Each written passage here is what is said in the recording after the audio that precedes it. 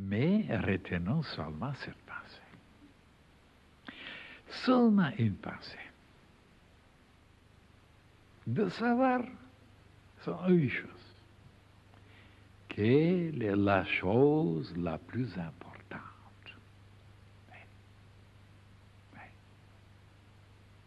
Et c'est ça qui manque maintenant dans la tête de tous les humains, même les philosophes, même les savants, même. Et je disais, de savoir la valeur des choses, c'est au-dessus de tout. Mais on ne connaît pas la valeur des choses. Regardez maintenant, si vous posez la question, la valeur de radio, la valeur de la platine, la valeur de l'or, des pierres précieuses, de l'argent, de ceci, de cela.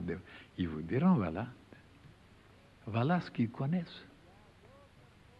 Mais il y a d'autres choses, une autre valeur. Ils ne connaissent pas la valeur de la lumière, la valeur du bien, la valeur d'un idéal. Qu'est-ce que c'est un idéal? Quelle est la valeur d'un idéal? Ils ne savent pas. Ah, quelle est la valeur d'un morceau de fromage? Oui. Et c'est là que je veux vous dire que la chose parmi les plus importantes, c'est de savoir, de connaître la valeur des choses. Eh bien, ils ne connaissent pas la valeur. Quelle est la chose la plus importante? Oh, la plus importante, c'est d'avoir de l'or. Ou d'avoir une femme, d'avoir un enfant, et ainsi de suite.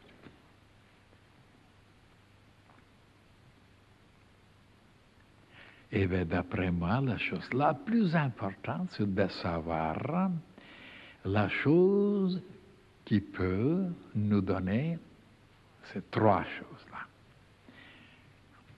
La lumière, avoir la lumière, l'amour et la vie. Et il n'y a rien de plus important. Dites-moi, donnez-moi quelque chose de plus important que la vie. Et regardez combien les gens sont loin de ça. Et ils ne diront jamais que c'est la vie qui est la plus importante. C'est l'or, c'est le côté économique, c'est le côté politique, c'est le côté... Hein? Mais la vie, la vie, la vie. Et quelle vie? Ben, la vie. Et voilà que là aussi, il y a une vie et une vie. Hein? Il y a des quantités d'espèces de vie, de degrés de vie. Alors là aussi, la chose la plus importante, c'est d'avoir la vie, de savoir qu'est-ce que c'est la vie. L'utiliser, ça veut dire comme il faut, hein? À diriger, là, et d'avoir cet amour vers la vie. Mais pas la vie de vivre comme les animaux.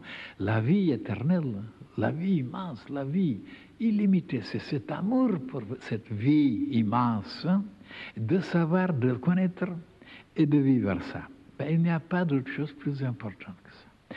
Et c'est ça qu'on apprend dans l'enseignement. Comment vivre, voilà.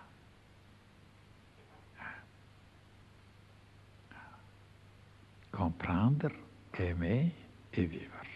Ça veut dire créer.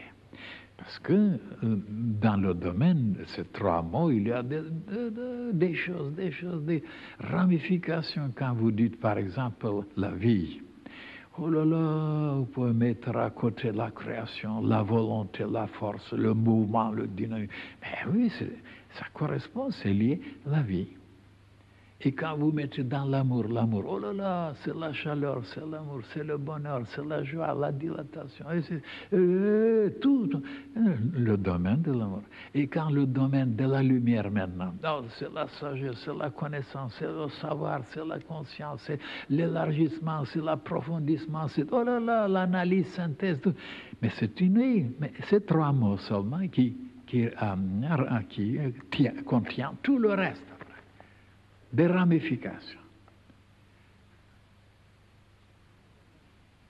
Parce que regardez la vie. Hein. Dans la vie, il y a un mouvement. Hein. Parce que là où il n'y a pas de mouvement, il n'y a pas de vie. Eh bien oui, mais ce mouvement-là, c'est une force. Sans la force qu'il y a, on ne peut pas se mouvoir. Et bien alors, vous créez quelque chose, vous démolissez quelque chose. Voilà la création.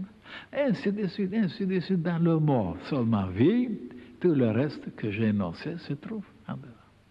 Hein? Mais il n'y a pas de temps pour vous expliquer tout en détail.